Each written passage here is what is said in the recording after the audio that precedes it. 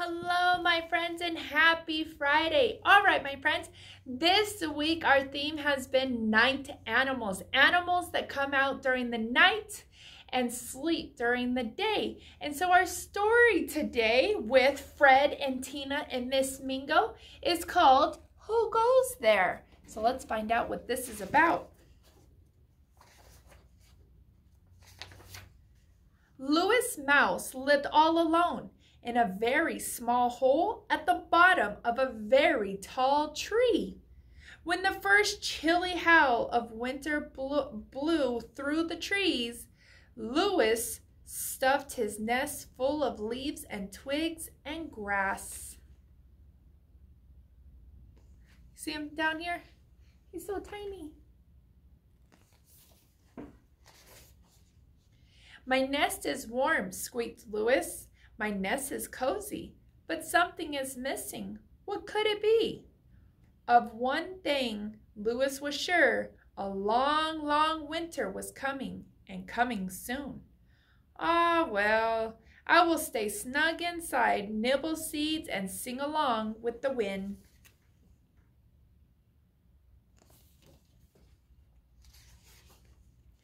But suddenly, over the wind song, Louis heard something he'd never heard before. Scritch, scratch, tap, tap, tap. Louis was shivering. His whiskers were twitching. What could it be? Louis puffed up his chest and roared, Who goes there? Who could it be? Who scritches and scratches and taps at my tree? What do you think it is? Is it an owl? A great horned owl? A great horned owl who is out on the prowl? Do you think it's an owl?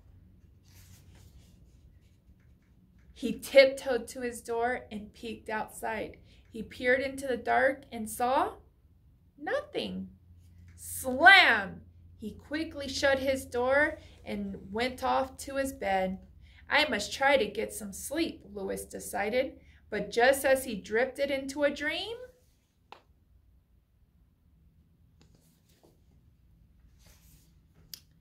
scritch, scratch, tap, tap. His eyes popped open wide. He clutched his tail tightly. What was that noise? Who goes there? Who could it be? Who scritches and scratches and taps at my tree? He said. What do you think it is?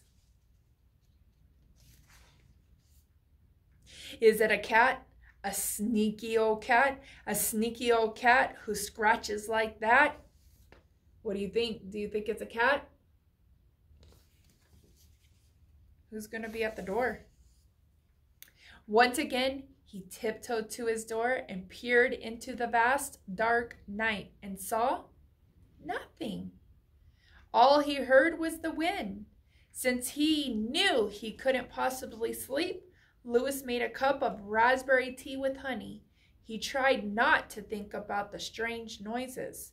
My nest is warm, said Louis, and my nest is cozy, but something is missing. What could it be? His thought was rudely interrupted. Uh-oh. Scritch, scratch, tap, tap, tap. Oh no, moaned Louis. He gathered all his courage he had left and hollered in his biggest voice. Who goes there? Who could it be? Who scritches and scratches and taps at my tree? Who do you think it is? Then he whispered, Is it a bear? Harry, a big hairy bear? A big hairy bear who is tapping out there? Do you think it's a bear outside? Who's doing all those sounds? Louis lit a lantern and tiptoed to his door.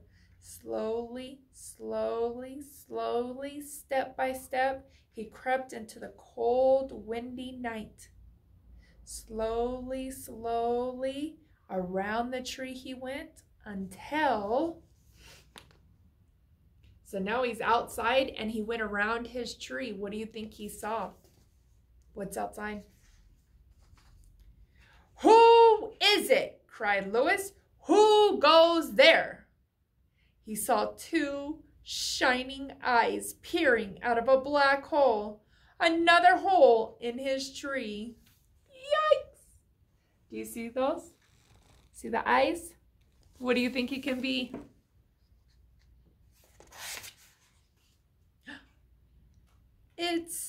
It's just me. And out peeked a mouse, a small gray mouse. My name is Joy." Louis blinked. He rubbed his eyes.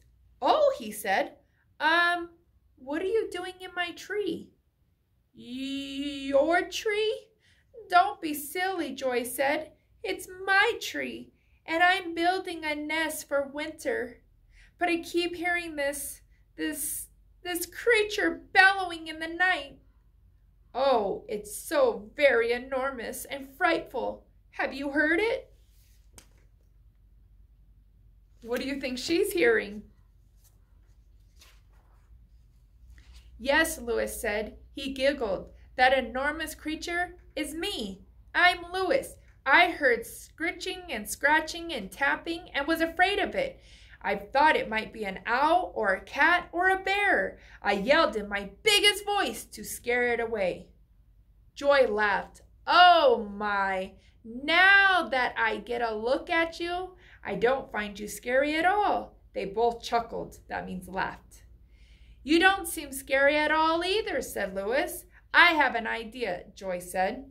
"If you'd like, you could take a break and come in my house for a visit. I have raspberry tea with some honey." Wasn't that so nice of Louis to invite her in?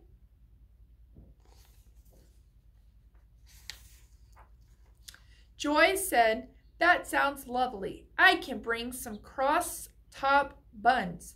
So Louis led the way to his house.